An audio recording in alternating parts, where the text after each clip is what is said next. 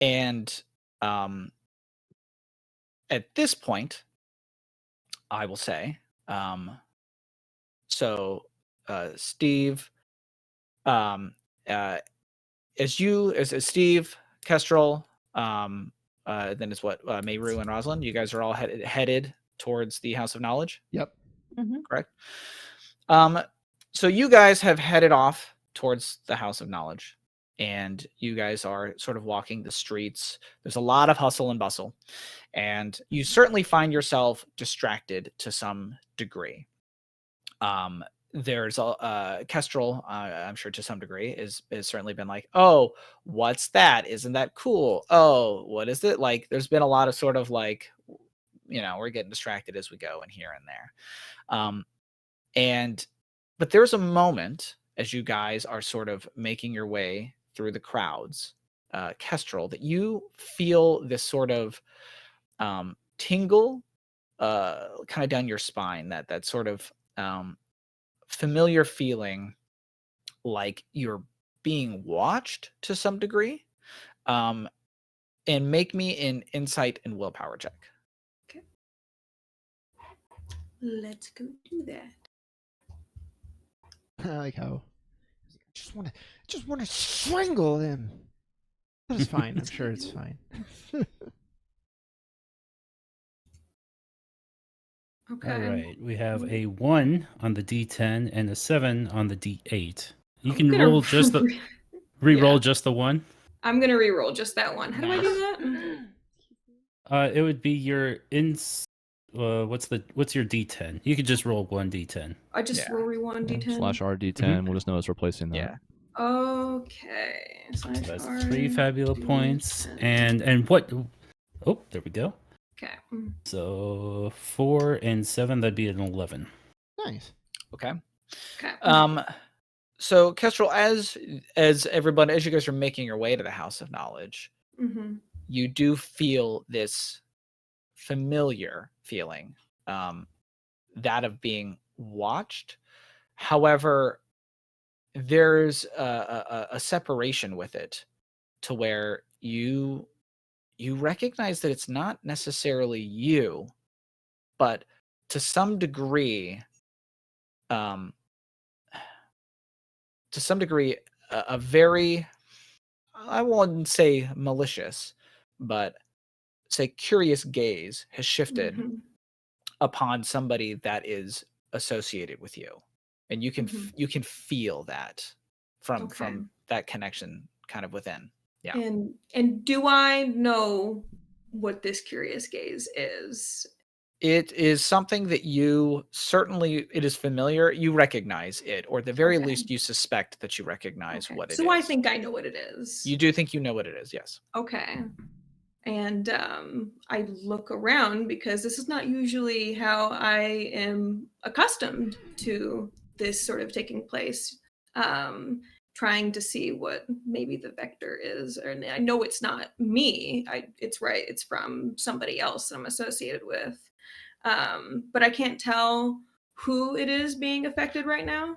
Looking around, you don't see anything out of the ordinary. It looks like there's just a lot of people kind of walking about. Nothing seems out of place. You kind of do a quick look up around like the rooftops. You look for anything that might be out of place. Other than, sort of wyvern floating around in the sky. There's nothing really like, there's nothing out of place here. Everything looks very normal. Steve is sort of like, okay, guys, come on, let's get to the House of Knowledge. And, hooray!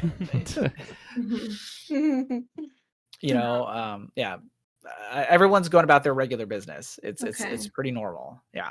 Okay. And I will even say that if for those of you that are with Kestrel in this moment, you probably recognize that like her shift in focus has probably changed. Like if she was like, oh, what's this over here? She suddenly kind of stops what she's doing. Hey there, kid, you okay? I feel something. I think you don't feel weird, do you? I don't think so. What kind of weird? something watching. Have It's you? different. This, Keep going. it's just different. Curiosity is here. My ears perk up at that. Curiosity. I don't know. Roz, have you noticed anyone tailing us? Not that I know of. There's a lot of people around. It's hard to say. But none of you feel weird, right? No. What do you mean by specifically, curiosity? specifically you, Steve. Actually, I'm actually asking specifically you and Oh. Meru or Myru, I guess. Mm-hmm. Jason, I'm assuming the answer is no, or you would have told us. So The answer is no. You feel fine, to your knowledge. Okay. No, I've Well, been- the only Yeah, person. I'll tell her as much. I've been trying to keep an eye out, around us, but I haven't noticed anything. Kestrel, did you Okay. notice when Albus was being followed back in roulette? No, did not feel weird then, but I feel it now. Can I? Because the only two people who I would recognize this in are currently present with us. Can I check in with Albus using a ritual through the bond? It would take some time to do such a thing. How many minutes?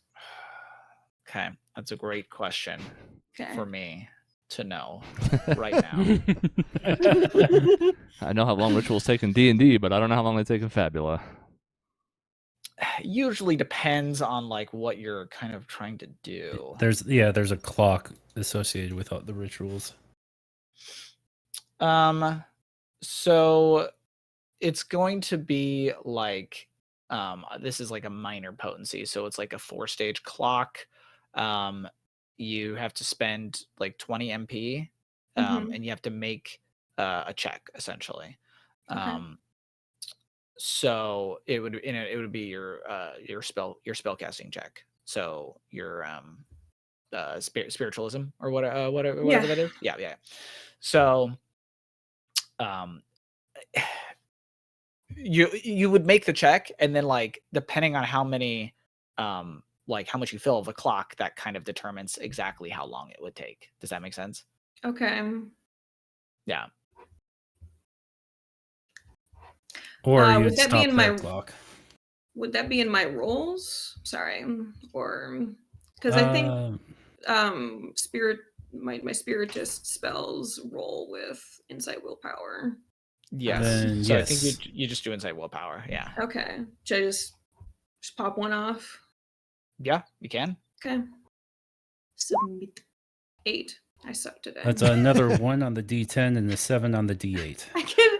It's identical. It's rigged. I don't know. I had 3. And now I have 2. I could re-roll and just spend more Fabula points. Yeah, sounds like a great idea. Let's go for it. Why not? Okay. All right. Is it /RD10? Yes. Yeah. Yes. Yes. Yes. All right. Oh, check there me he is. out. 7 + 8. So that's 15. Okay. I don't know Okay. if that counts for 2 clock sections. I don't know. So it was not a critical success, right? No. It was not. Okay. Well, the difficulty level was 7. That was you did that by what did you roll? 16? You did 16? 7 + 15. 8. 15. That's, I mean, if it's 6 or more, that's 2 additional essentially. Okay. So you get it for succeeding, and then you get 2 more, so you're almost completed essentially. So it takes you a moment to sort of search through like with your magic the sort of connection that you have with others. So make another check for me then. You want an identical one then? You do another one. Yes. Yeah, basically All you're right. spending another action to do this one. I roll. Ooh. 4 on the D10 and Dude. a 1 on the D8. I'll tell you what, that won't be enough. So if you want to re-roll, you can re-roll. This is silly, but I'll do it. And then I Okay. have no You- Fabula points. You can also spend like bonds when you do this. I mean, that's what you should Can be I? saying that you're doing. That's what you should be Yes. saying you're doing when you're spending Okay. your It's Fabula. Well, It's sure. okay. I have a special bond with Albus, and Okay. Well, yeah. Okay, but you do have to spend the Fabula point. But I know. It's worth it. They're knife buddies. Come on, we're knife buddies. So it'd be the D8 Alright. you roll. Sure. Oh, is it a Not the- D8? I can re-roll Yeah, that again. it was the D8 that you meant to roll. Damn it. Well, So. can I do it again? Yeah, I'd say we just because the D10 I was a on 4. I was on autopilot. Or I you apologize. could just do them both. Jason, can I do it again? sure, do it again. Yay! I And love cheating. as this is happening, Roz doesn't really know what the hell's going on, but seeing that Kestrel's sort of out of it, she's trying to usher the four of them into like a side alley or something. Okay. Okay. Yeah. Mhm. It's a 7, a Mhm. 1 on the D10, and a 6 on the D8. Okay. 7 is enough. So, you sort of reach out with your connection. My And- physical connection, yeah. Correct. And you you definitely, so you can tell that the source of this feeling is Albus. Okay. Yeah. And can I tell what's happening to him? Can I tell what his mental state, his physical state is? You can tell that there's a certain level of distress that you can feel. Mhm. I mean, actually, I can just say, Albus, why don't you describe your current like physical and emotional state of So, like, being? from the moment of meeting Kasim, or like before that? Basically, think of it as sort of like the totality of the experience of looking at Kasim and Okay. all of that stuff. Let me think of the proper words. I am distressed. I am saddened to see another one of my folk in that state, just injured and having those locks on them and in a box. So feeling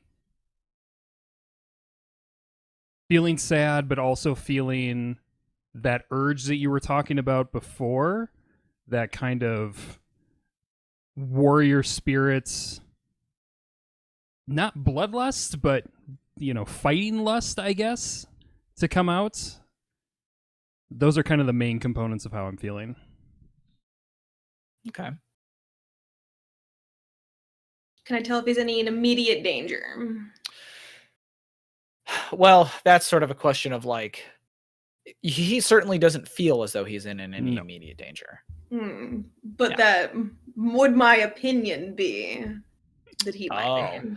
Well, that's, I guess, up to you. Are you asking like, do any of your Do instincts I- yeah. kick in? No, you do not get the impression that he is in any immediate danger. Okay. I'm just a I sad boy. may relay to the other members. Like, I mean, I've been dragged off, and I'm totally not even conscious of the fact that it even happened because I was so tapped into the physical bond, trying to see what was going on with him. I just kind of look around, maybe a little dazed, and like, I think Albus is in a bit of distress, but the eye is upon him. I don't think he needs our help right now, but we should be aware. Ask him when we see him, because that is unusual and concerning. Go ahead, Chris. I was saying, Roz, who's sort of like partially craning around the corner, trying to look out in the street to see what's following them, because again, she has no idea. She says, she looks back in, she goes, "You can sense his feelings from across the city?" Yes. Can sense Steve, Albus, and Myru, sorry. It's okay. When I give you the blood, and I cast and give you healing, or I make you stronger, that stays. You have part of me. I can feel you in here. And I touch my heart. Anyone who has, I can feel. That's that. I'm not going to ask my question. I'm not there. Well, sorry. Also, that was one of my questions. Another one would be the eye. What are you meaning by that? Whose eye? Curiosity. Curiosity. I tell Mayru. I'm sorry, Myru. I tell Myru about this on train. Say her sister has it as well. I saw anyway when I was in facility, and it is. And I look at Rosalind, and gosh, she was the only one not present for this conversation. But I say, inside the cordon, there is many curious beasts. All curious beasts contained within the wall. It is a known danger there. It is odd to see it outside, or not see, but feel the presence here.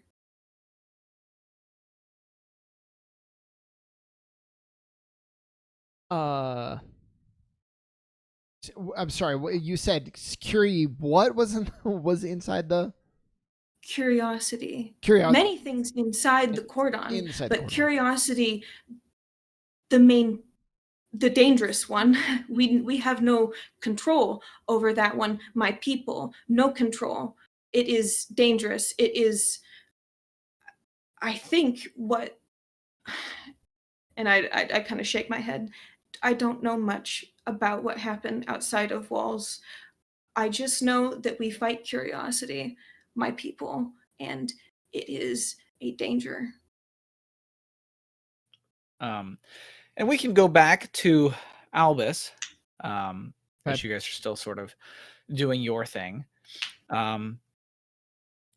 But as you sort of kind of pull yourself away a little bit from this sort of feeling that had been gripping you momentarily, I think you had sort of aptly described it as like a battle lust, or some might even call it like a sense of curiosity, or maybe like a wonder lust of some kind. Oh shit! Hmm. He just said the title in the game. Title drop. Roll credits. As you kind of pull yourself away from that, you find yourself like the room is empty. It's just you and Sharp, and the detective has basically already left. But one of the guards that was with him is sort of remained to usher you guys through the hallways, because you're still kind of down in the bowels, so to speak. Yeah, I need to be escorted out.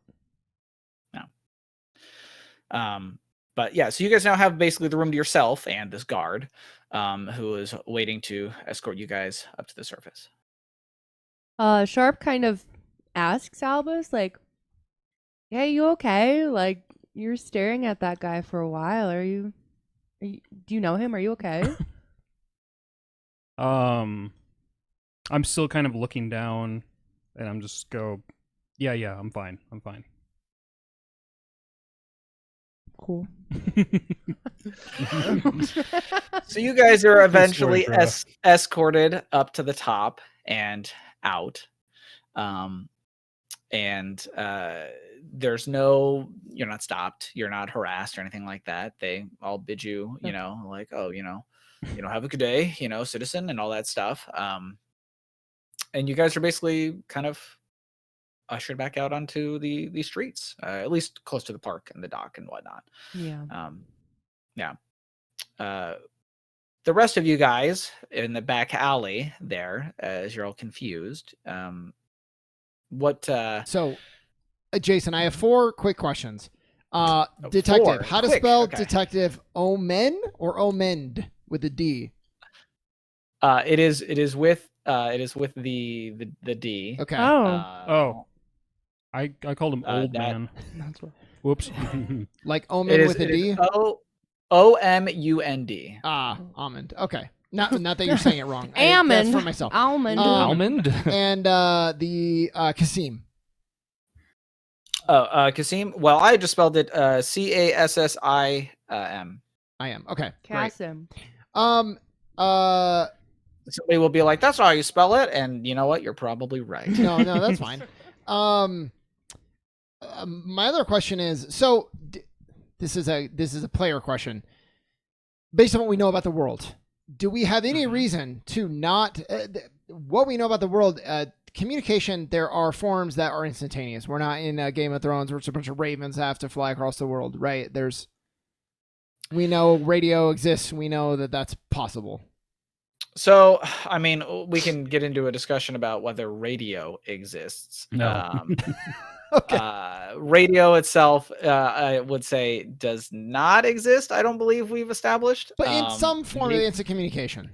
There is. Okay. There is, and a lot of it was originally sort of given. Basically, you sort of tune crystals to each other and use them to communicate. The Kirin were the first ones to sort of bring and share that, and others have sort of adopted it in their own way.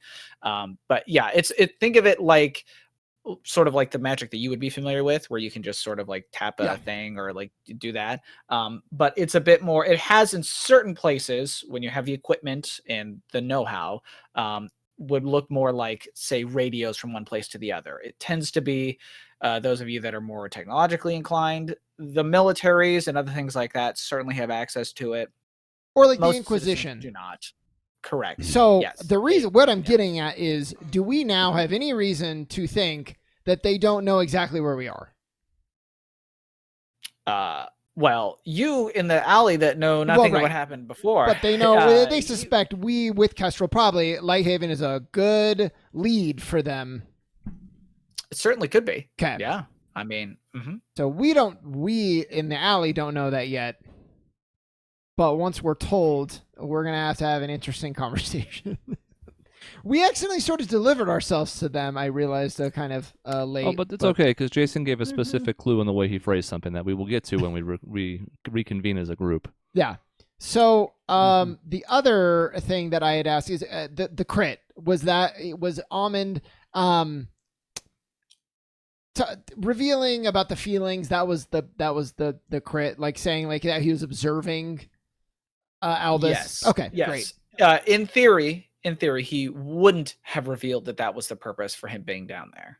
He would have hid that from you. He would have just observed it rather than saying and kind of trying to goad him into it. Yep. Okay, great. Correct. Yeah, he got a little ahead of himself in so much as he was pushing his luck to see if he could maybe get a reaction or see what was happening. Yeah, instead of probably doing what he should have done, which is just keep his mouth shut and watch. So, yeah. Okay. So in the alleyway, I think I would sit down, eye level, like cross-leg, to Kestrel and just say, okay,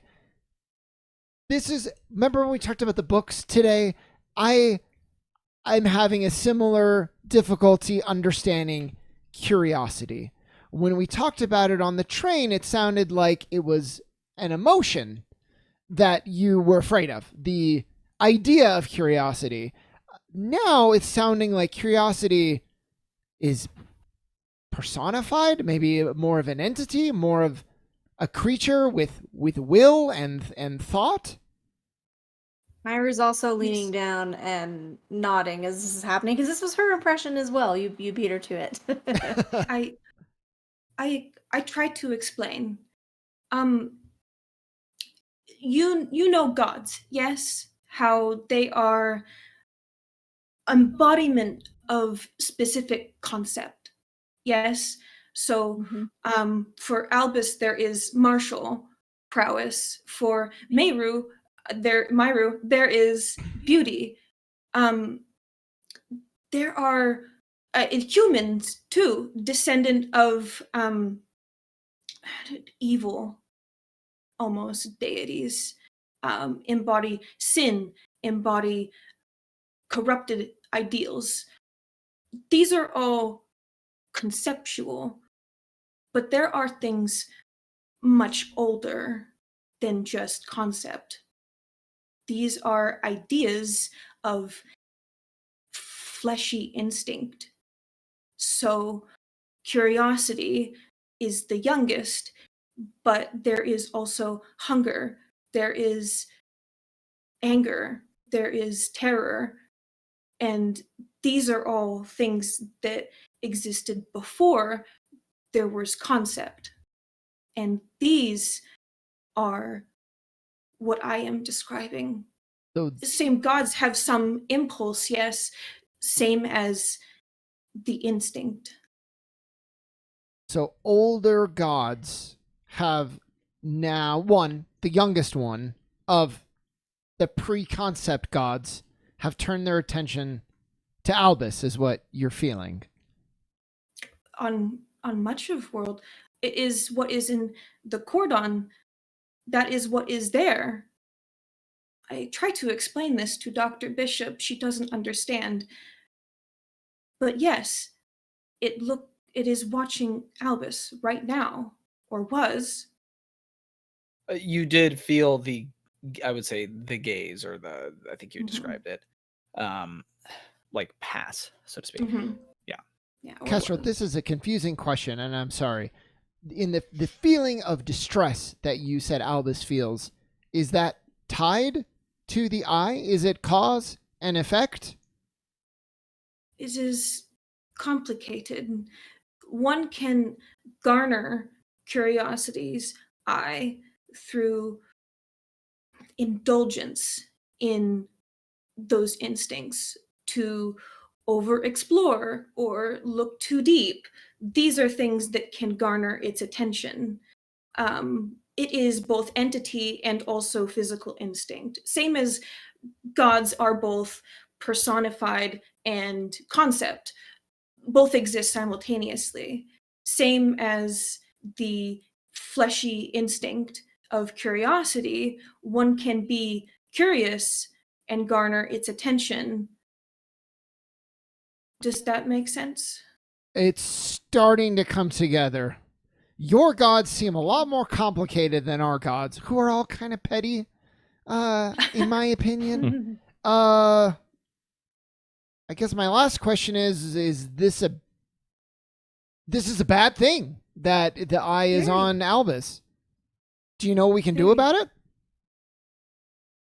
Keep heads down. Don't ask too many questions.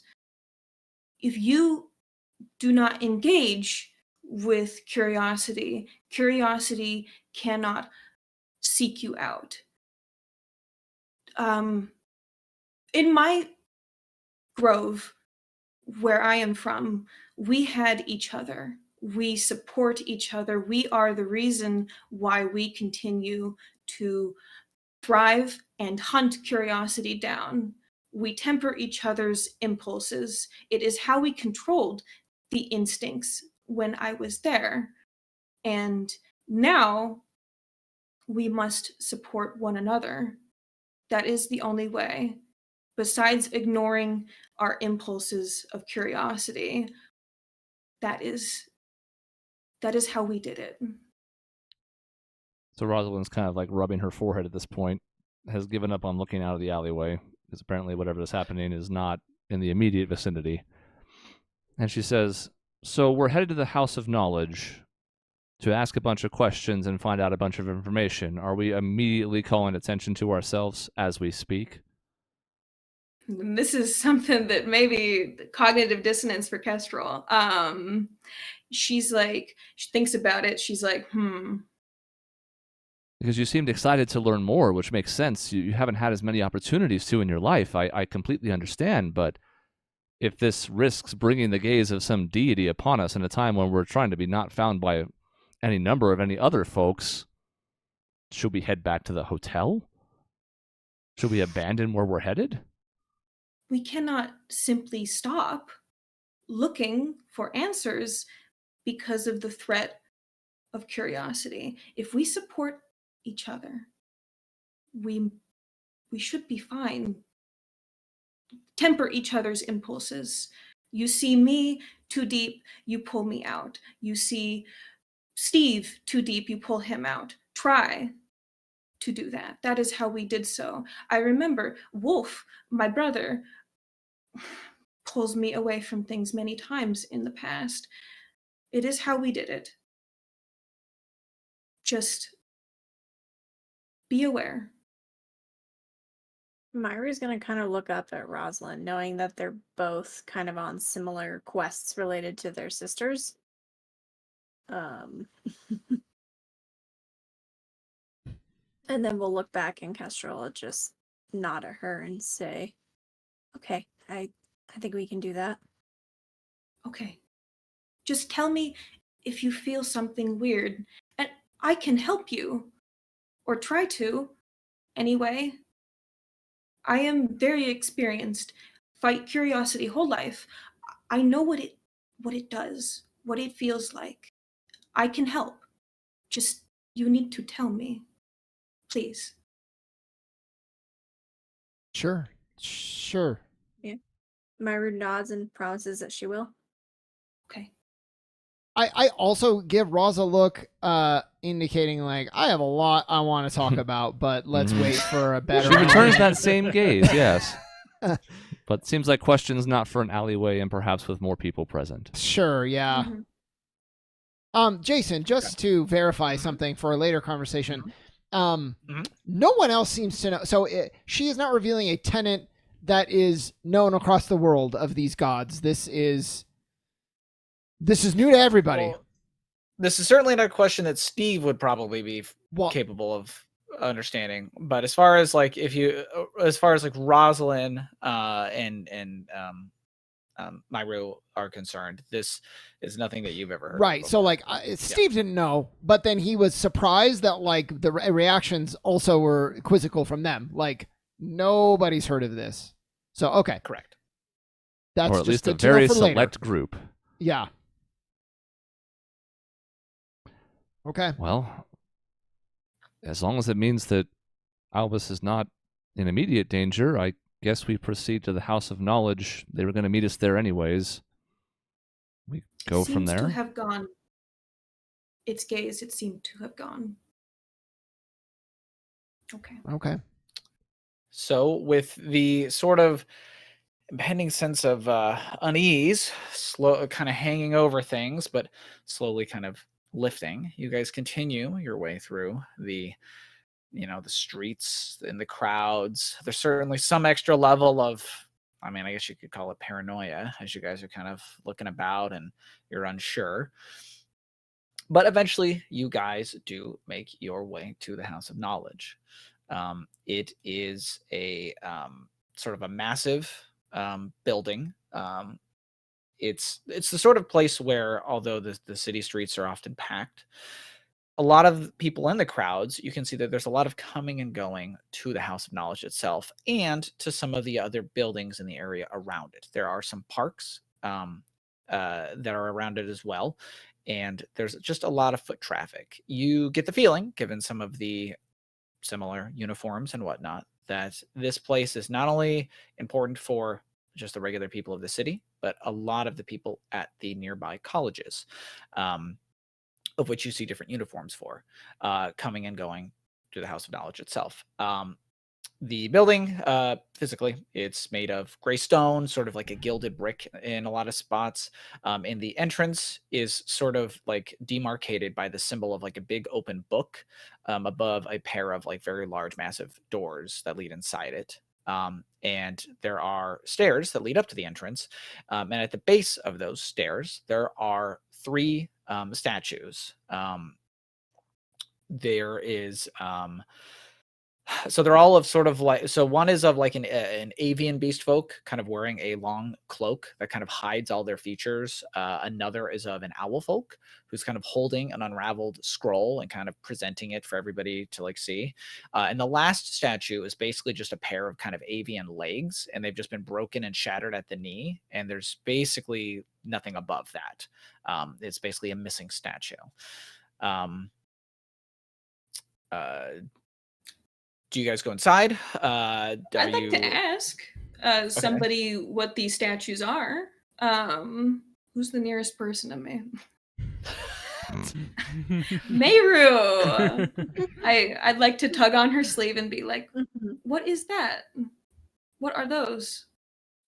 Jason, do I have the answer to this? You probably do. If you'd like to see what kind of detailed answer you can give, let's make it an insight check. And I will give you a +2 to this, given that you have a religious background. That sounds good. So if I do insight and insight, and then I add a modifier of 2, does that work? I think that's correct. I Yeah, believe that is you can correct. just roll the 2 Or- insights and add 2 manually. Or just that 2, yeah. Yep, nope, that's perfect. 16. Wow. Nice. Nice. It's a D8, 8 on the D8, 6 on the D8, and then +2. Great. Hell yeah. So you you would recognize these as effectively the trio of gods that are sort of aligned with knowledge amongst the pantheon.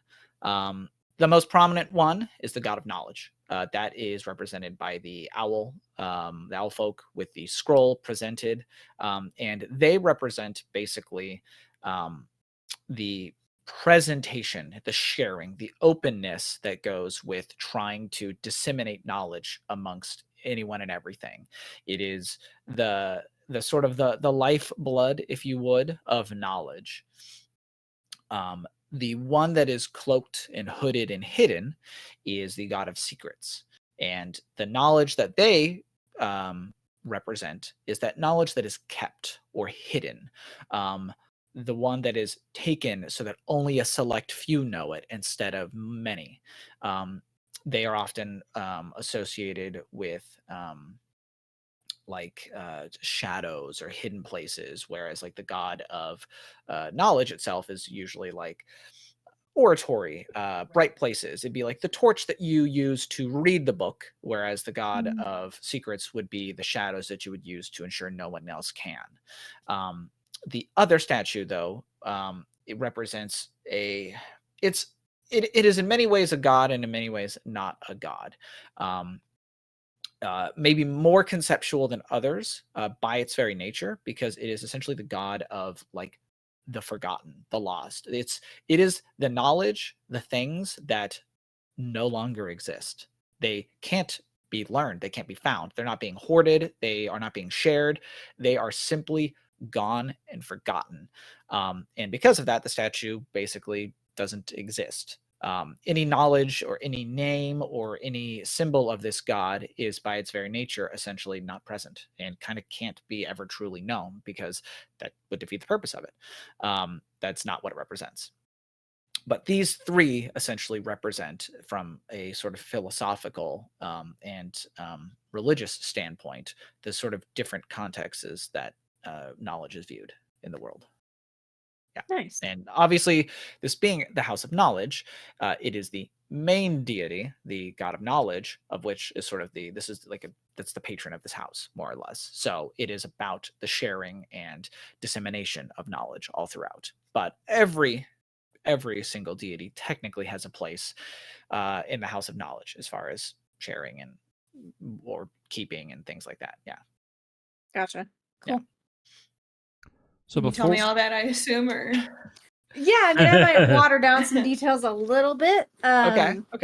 But or try to simplify some things, but generally I would just describe the significance of all three and why all three are represented here and what that means as a Steve place likes of hearing knowledge. that there's a secrets god, because hopefully that means that there's going to be some information that they're going to be able to find. And it's not just going to all be burned or whatever.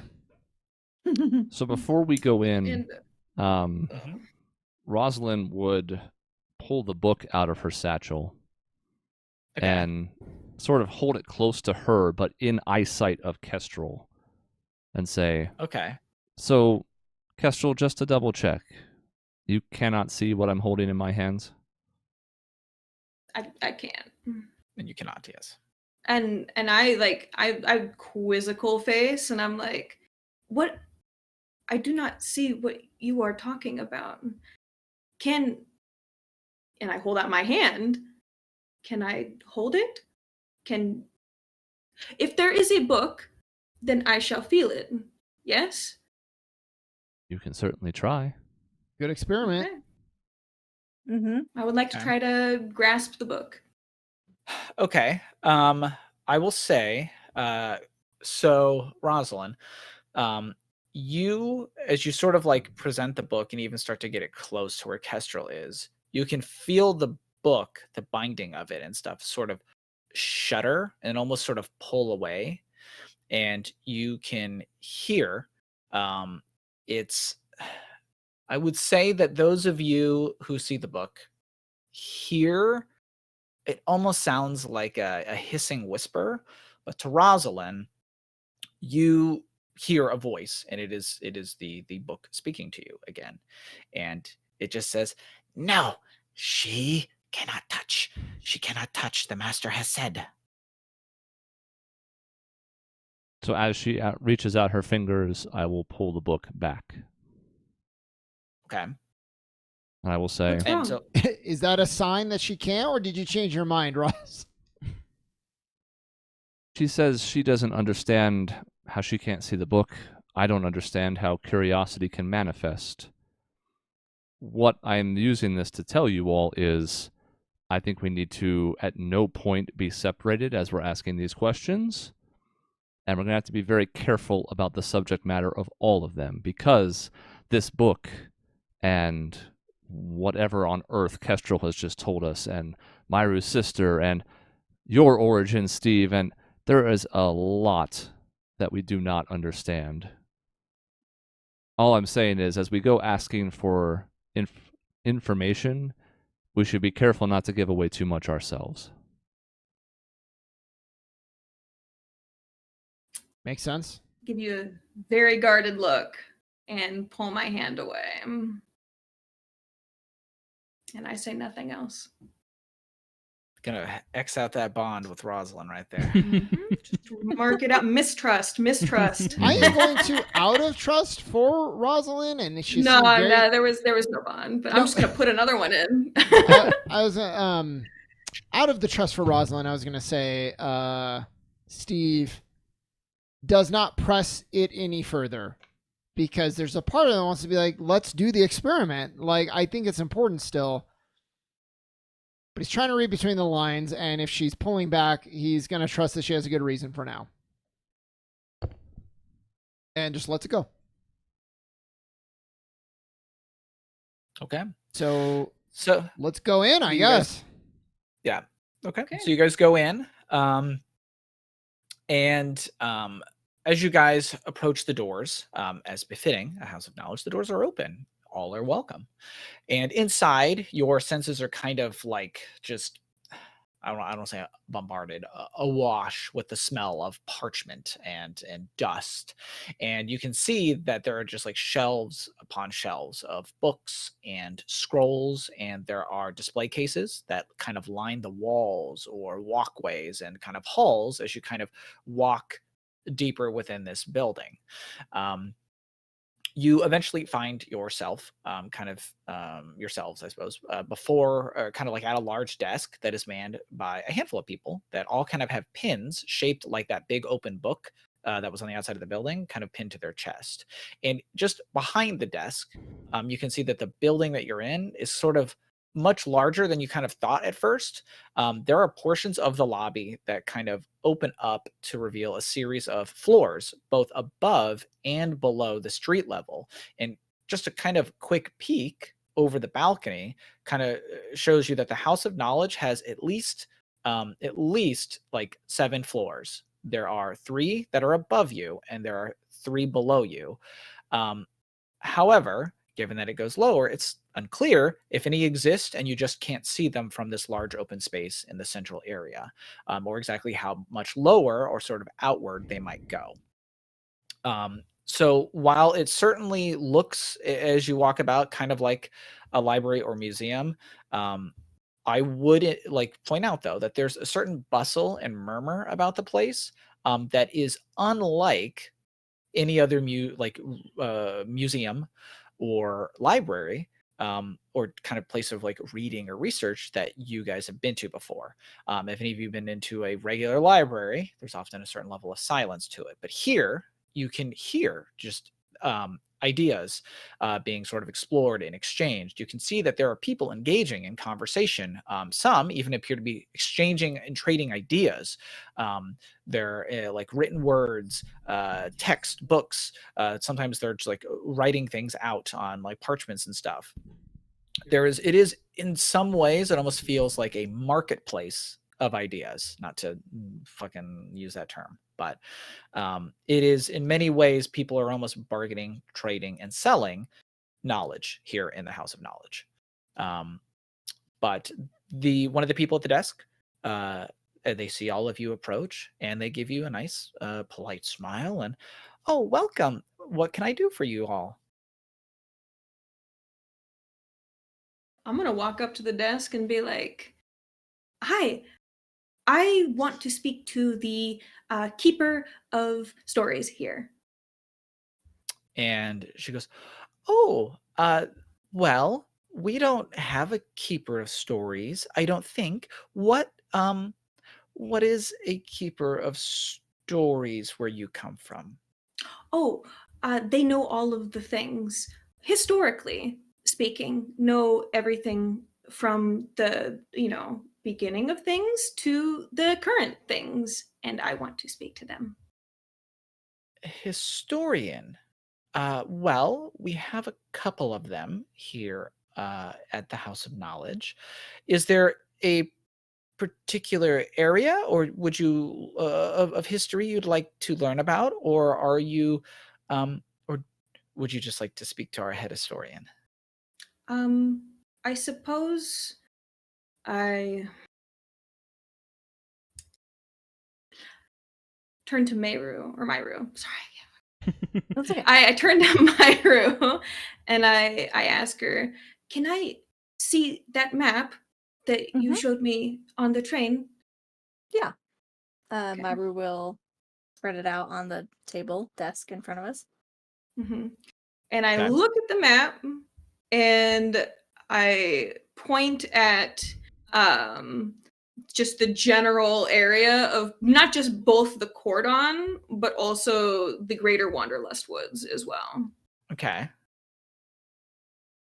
Oh, so you just sort of point to that. Yeah, that whole, I just gesture. I don't say anything. I'm pantomiming. Okay. And she goes, "Oh, okay. You'd like to learn about the Wanderlust woods." And the other woods and the cordon, all of those things. History there. And she goes, "Oh, okay." And she sort of looks to one of the other attendants at the desk, and they kind of give her a look back.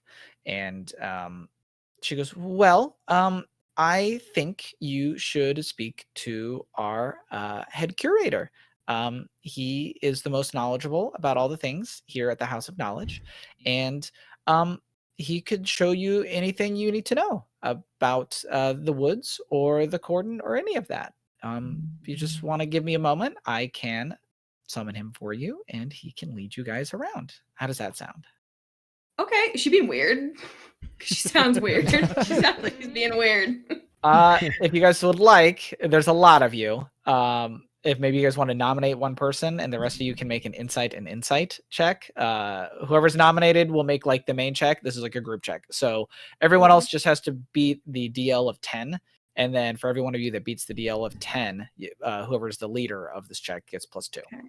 Well, I probably have the highest insight here. I have a D10, so. Well, and I think that makes sense too. Like you're kind of leading the conversation. So if you want to be the lead person, Jason said we all roll insight and add it, or just one in. Okay. Yeah. Okay, and I also roll insight. Correct. All right. I Don't just fail gotta me now, roll. remember- There it is. Whatever. I got Insight. doubles for a 6. total of 10. Which doubles do you? Oh, you said 10, it's so 5. So it's got to be a 6 or above, essentially. Mhm. You Yeah, said it's 6 or above for 8. the critical. 10 or higher help, or 8 or higher. 10 or higher. I don't help. Okay. I'm too busy thinking up schemes. But I do help. Okay, so So I got a 12. It's a 8 on the D10 and a 2 on the D10 plus Mhm. 2. I guess it's supposed to be a +1 bonus, but it's fine. Maybe for a lot of you, that's probably safer. But Mhm. so that's was that 2 of you or 3 of you that did it? That it gave the bonus. Only one success. I think One So it'd be a success? 10 plus Yes, 1 yeah, it was then. me. A 10 plus 1. So Okay. 11. 11. Yeah. 11. Okay. She's being a little she's being a little weird. okay. Hmm. Gosh, you can't really like suss out exactly how or like why she's being a little weird. But it does seem that your particular inquiry has thrown her for a little bit of a loop, and she's responding accordingly. Okay. Yeah, it Oh. doesn't. You don't get any like malicious or like particularly even like I don't know beneficial. But it feels like there's a certain level of cadence that like maybe you might expect. Like if you've ever worked a job, you know what you're doing. You're like, oh yeah, we can stay over here, over here. You have tripped her up a little bit, essentially. Which, given this is a house of knowledge, you have to suspect they get a lot of weird request in here, but something about your request has maybe tripped her up a little bit. Okay. I can't do anything with that, but all right. Good Sure. to know. So she asked if she should get the curator for you. Oh yeah. Vigorous Okay. nod. Yes, please. Okay. Yes. And she goes, okay, well, I will be right back.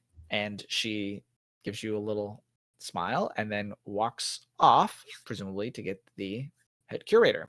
And there's a couple of minutes of just sort of awkward. I might ask the group Mhm. really quick during this couple of minutes of just standing there, like,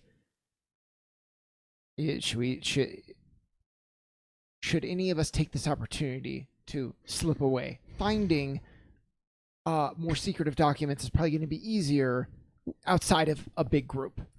Easier to sneak around, but I know, Roz, you are thinking we should stick together, so now's the time, though. I don't mind if we split up. I just don't think anyone should go alone.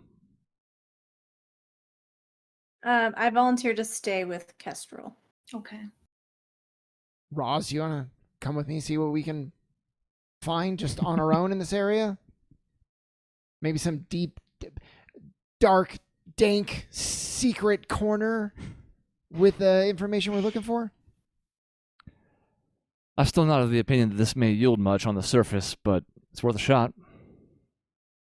I don't think they're going to have well, I don't know if neon exists in this world. I don't know if they're going to have a bright sign pointing to the secretive documents, but maybe we'll come across someone who has better insight.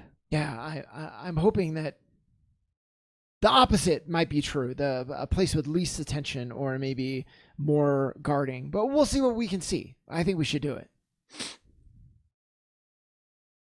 That sounds like we have our split. Further split the party. Double Great. split. Great. Yes. Double split. Double split. Someone just really wants to be sneaky. I never watched Scooby-Doo. So that is Steve and Rosalind splitting off. You guys are gonna go duck out. Yep. Mhm. Okay. Later. Later, losers. So you guys dip out. We'll sneak away a little, like, oh, what do you know? What's that over there? And The misdirect.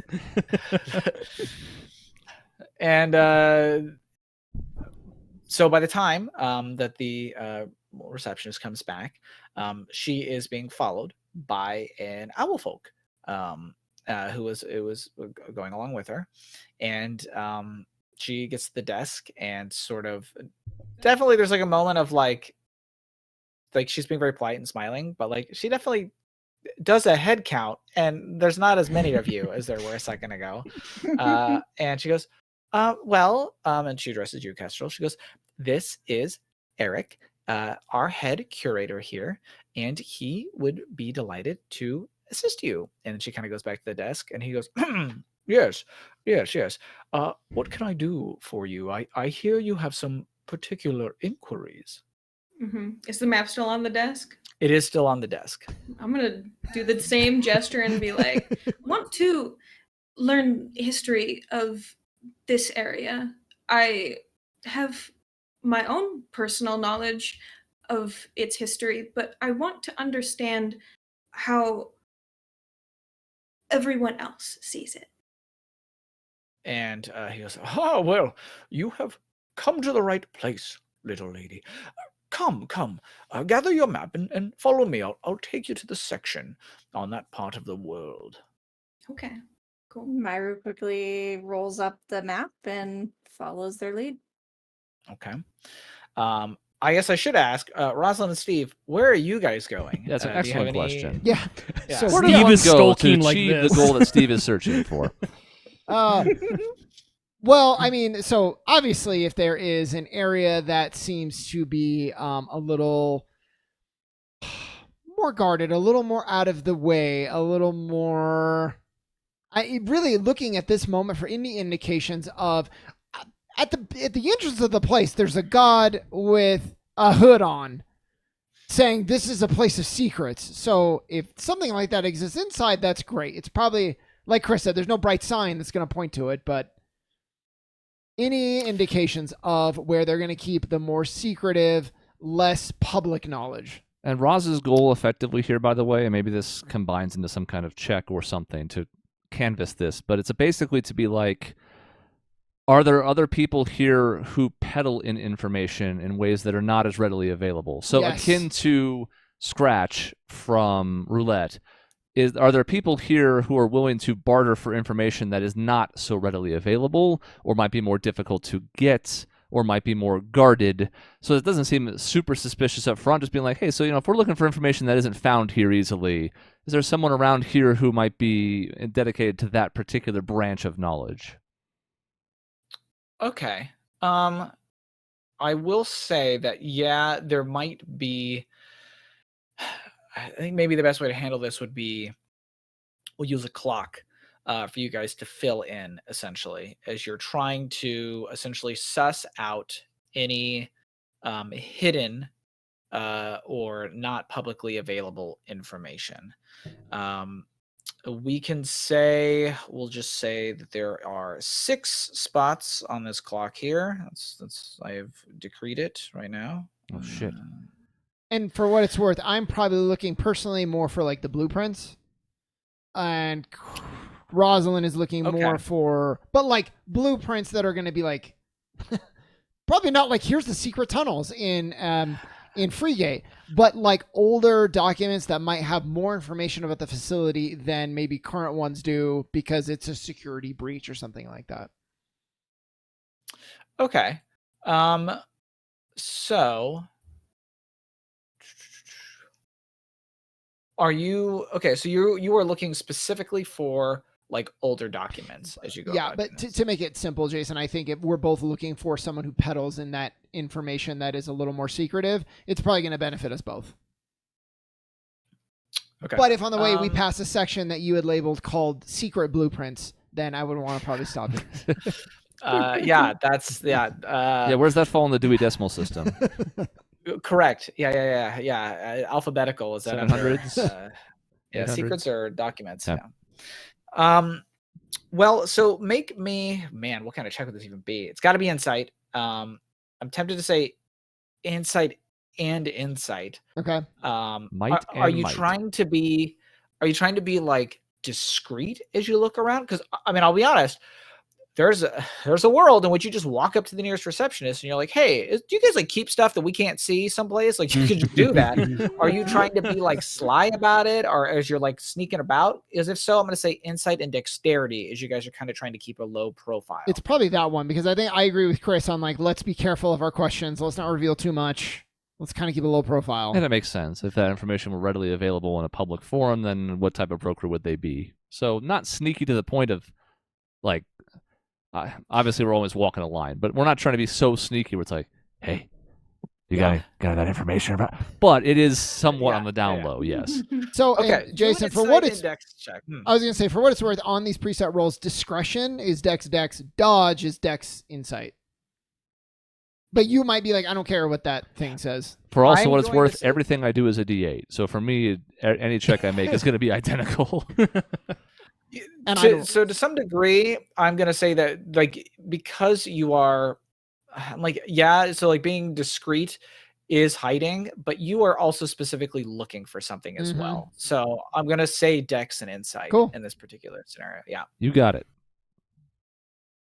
Come on, baby. Roll my d8s. I got a Well, 10.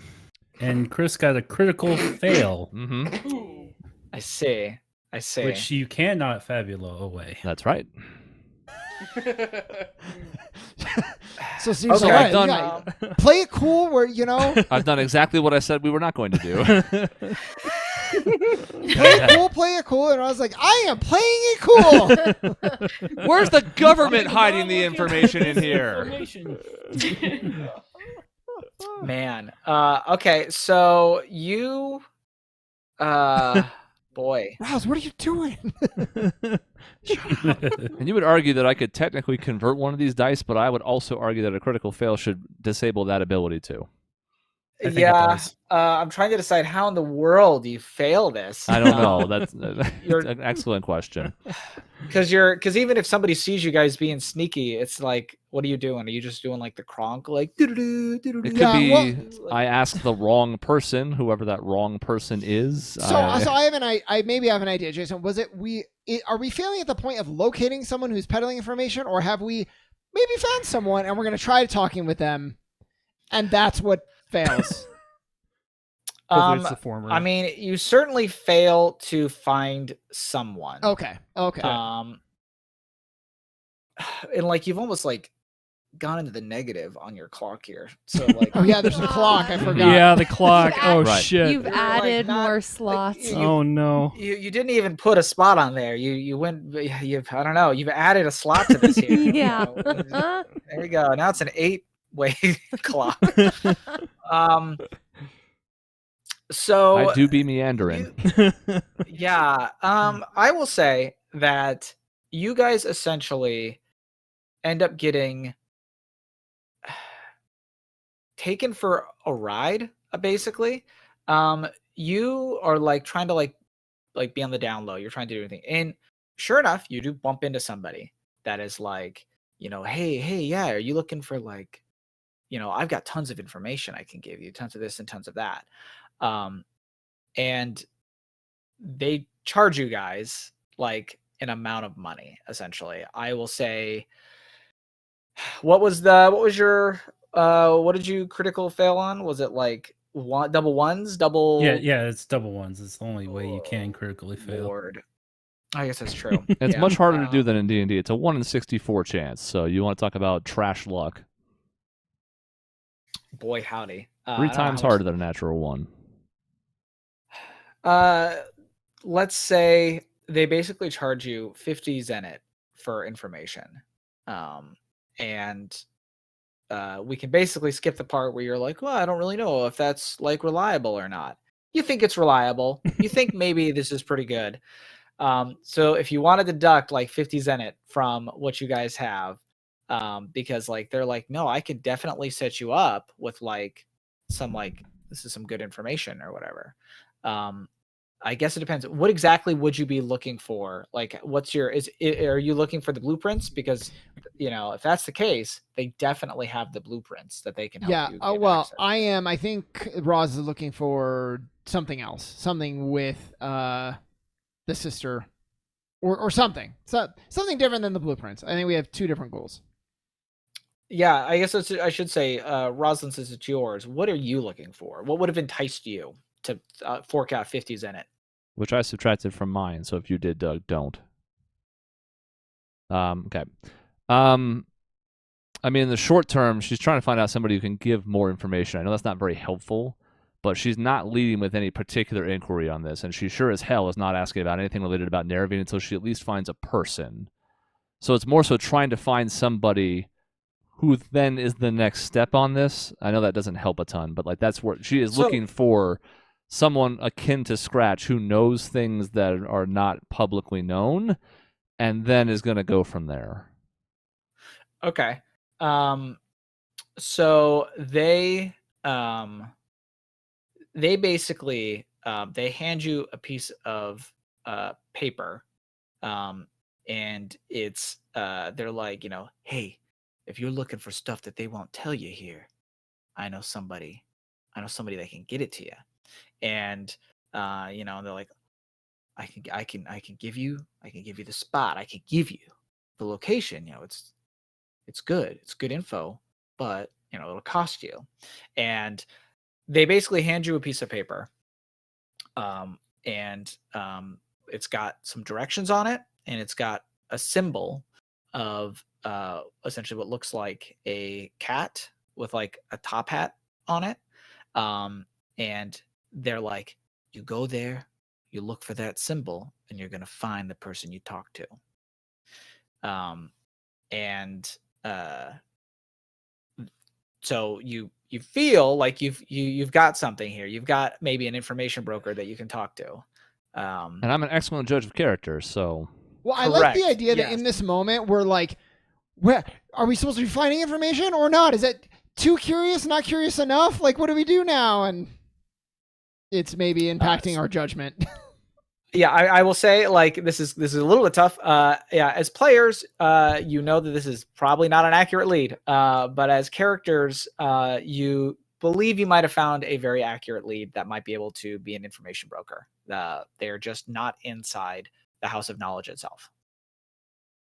So I'll go back to Steve after this exchange, since I'm assuming we're nearby but not in lockstep, and show him this note and say, well, I had to pay a bit for this information, but I mean, I also worked with an information broker back where I'm from.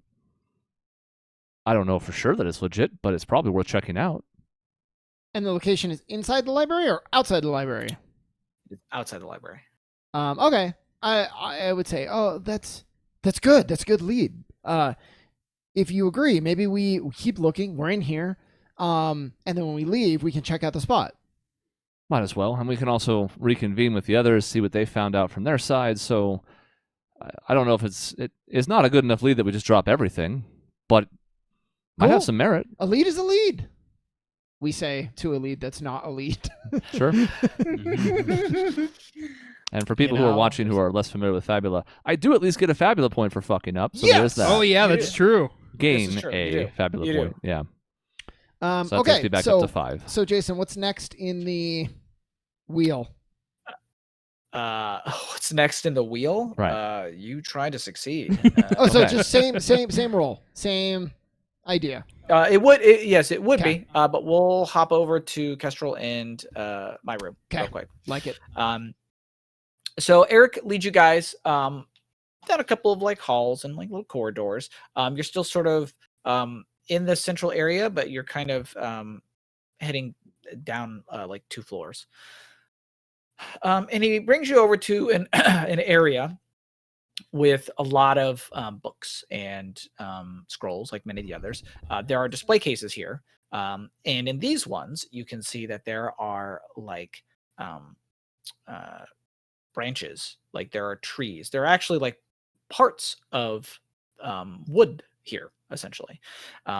And if you were to look at them, you would see that they are indeed parts, examples. There's even like a, you wouldn't call it like a poster, but like a display case that has a number of different leaves, sort of like, dried and kind of pressed on it. And it denotes different kinds of trees or plant leaves that you might find within the Wonderlust woods. Another display case has something that's unfortunately Sharp's not here to describe it, but it looks like a lot more like maybe elemental rocks of some kind. They are certainly not plant like, although one of them looks like a plant rock, or a rock that is like got a lot of plant material like growing in and out of it and stuff. Definitely a little bit different. But there are a lot of books here, and as well, tomes, scrolls, things like that. And Eric kind of motions to them all and he goes, well, these are all of our information on the Wonderlust woods. What is it in particular you'd like to know? I hear you have questions and potentially information to trade. I recall telling him I had information to trade, but You mentioned that you knew things. I do know things. That's true. Yes, I'm trying to explain something to my companions, and it seems like they don't know what I am talking about. And I was hoping that you could show me a book. One of my companions was explaining they have like stories in them that I could show them to help them understand. For example, my great-grandfather Usir tells me of the day the star fell and how that changed the grove where I am from. And I know what happened inside, but I do not know everything that happened outside, or even how everyone else understands it. Is there a book you could show me on that? And he goes, oh, well, we have a number of books on a great many things, my dear. Tell me more about this star that fell. That would help me understand what it is you're looking to learn about. Your great-grandfather, you said. He told you Usir. about it. Yes. Usir, yes. A star fell, and you say the forest was different? The grove? Changed. Yes. Changed. Do you want to hear the tale? I would love to hear the tale, my dear. I may not remember all of it, but I will try. Before the star fell, the forest was, my grandfather says it was green, and he says that nothing was fighting and that everything was peaceful. That we were called something else, druids, I think, back then, and we guarded the heartwood, the arch tree at the center of it. And then one day, a star fell, and it fell into the heart where the first one fell. I think he said it was Tiamat. And it changed things. Beasts, the ascended humans like me, turned into monsters, and it changed the forest. Do you know what I am talking about? Have you heard this tale? And there is certainly a look of sort of, it started quizzical as you began describing things, and certainly turned to one of genuine sort of interest to maybe even like concern. And I'm not even necessarily going to make you do a check for this, because he has a very expressive big eyes, and is not really making an attempt to hide his reaction to the information that you're giving him. Although, gosh, this is maybe too hard of a check, but I will have you do it. You guys can make double insight checks as you were telling him this story. My rolls have been bad. Should we be telling him this shit? Well, Kestrel wouldn't have any Kestrel, idea yeah. that you can't tell it. I don't know, Professor Sharp. Should we be telling them this shit? Oh no, I have not told him anything other than my grandfather Ursir told me a tale. Well, yeah, of when but the star fell. like I didn't mention I'm from there. I didn't mention my grandfather Ursir is from there. I didn't say anything other than fair. I know a tale. Well, and I think it tracks for Kestrel. I think it's very in character. It makes total sense. Well, yeah, but then should the adult of this in this situation, Myru, do anything to stop? Too, technically, I just don't know. It's a piece of knowledge, We're supposed to be able to share knowledge here. What the hell? Oh God, we're fucking shit up. I'm sure it's fine. Oh god. So what did you guys get? I got an 11. A 4 on a D8 and a 5 on a D8 for Michaela, and a 4 on a D10 and a 7 on a D10 for Maya. Okay. Mm-hmm. Yeah, he certainly is taking an interest in your story. Definitely is an like it's an odd one, but it's piqued his interest here. And so I'm sorry. I think you had asked him. You asked him if he had ever heard this story before, right? Or if he was familiar or with anything it. about this story. You familiar with it? And he goes, "Oh, well, I suppose I think I know what you're speaking of, my dear. And he kind of walks over to one of the bookshelves and he sort of thumbs through a couple of the books. And he goes, here we go. And he pulls one out and he kind of lays it down and he starts flipping through it. And he points to a page. Myru, you can see that this is a page detailing the fall of the Akashic station, and as it fell into the sort of the Tiamat, the crater that Tiamat had made eons ago or whatever. And then it's sort of it's more of a historic document on after the Akashic station had fallen, the inevitable spread of the flesh curse from that area.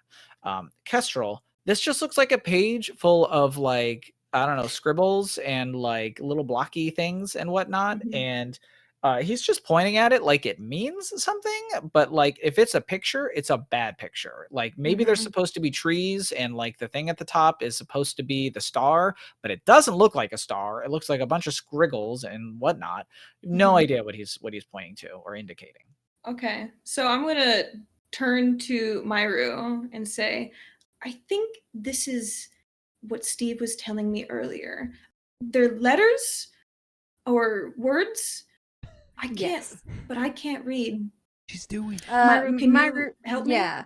Yes, Myru will happily read what's on the page. And before you even start, Eric goes, Okay. "Oh, my apologies.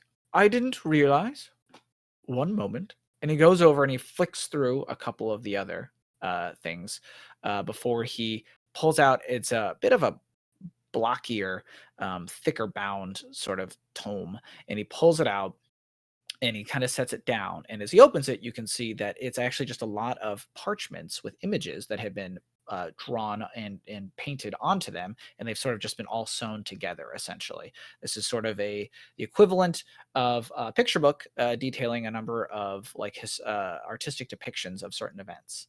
And as he goes through it, he starts indicating certain things and sort of describing what I just sort of described to Myru, to you, Kestrel, with images. So he sort of shows that this here is an artistic depiction of the station as it fell.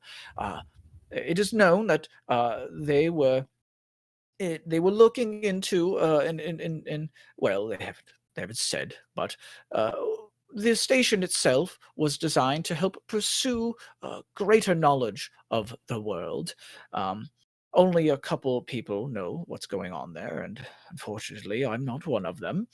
But they something happened there, and well, and he kind of flips a page, and then you can see it's like it falls, and then it like flips another page, and he's like, "Oh, that is when the flesh curse came to our world, my dear. A very dangerous thing before your time, I would say."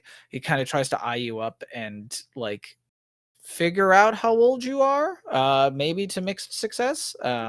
He certainly notices as he takes you in, he certainly like notices that you're maybe not 100% normal. And you definitely catch a glimpse as he's looking you over. And he kind of keeps flipping, and you can see that there are pictures that are like showing like trees like twisting and like becoming like bony and fleshy and all these different things like that. And as he's flipping through and he goes, then you see like there's like Kieran like mech, which I don't know that either one of you have ever seen before, but these are at least depictions that are supposed to be them. You can't tell how accurate they are, and they are like doing battle with creatures of it, and he's basically flipping through it and giving you just a history that like it fell. There was this flesh curse that came out from it, and eventually there was this great war to kind of keep it into place, and then eventually there's this big like cordon around it. And there are a lot of sort of details that sort of slip in between. You can tell he's sort of trying to match what's on the images as he goes through, but the images don't necessarily detail every single thing. But like, just to be succinct, yeah, he covers a lot of it. But there's certainly more to this that isn't being said. And Myru, if you are looking at the book as he's kind of trying to flip through the book at the same time, there are definitely sections that he's slipping past. Individual battles, or like whole sections of the battlefront that are mentioned in it, there are no pictures of as he's flipping through it. So this is an abridged version. But presumably more information is available here in this section and even in the book in front of you. He's just not touching on it right now. But he so when he's flipping through the picture book, and there are like pictures of, are there pictures of the fleshy things in there? Fleshy creatures? Yes, there are. Okay. So I'm going to point to one of them and ask, is this what the flesh curse is? And he goes, oh, yes, these are the flesh creatures, the abominations that arose from it. People and things, life infected by it, was turned into these monsters. And that is all you know it as? And he says, well, I suppose there are a number of academic terms for it. But yes. Okay. And I kind of nod and I look at Myru and I mouth like curiosity or something like that. And I turn to his name's Eric. Yeah. Okay. Yes, Eric. And I ask Eric, if I gave you some information on some of these things, could I keep some of these books? And it certainly gets an inquisitive eyebrow raised for him. And he's sort of, well, that is an interesting proposition, my dear. And with that, we'll break so you guys can go and do your thing. I did know that time was up. Cool. Time's up. Excellent. Which is why you heard the Kim Possible theme. Correct. Sean had said you guys had an extra 5 minutes, so I figured I'd find a stopping point. Yeah. No, thank you. Perfect. Cool. Alrighty. See you in the next part. Let's go get some Okay. nachos. Goodbye.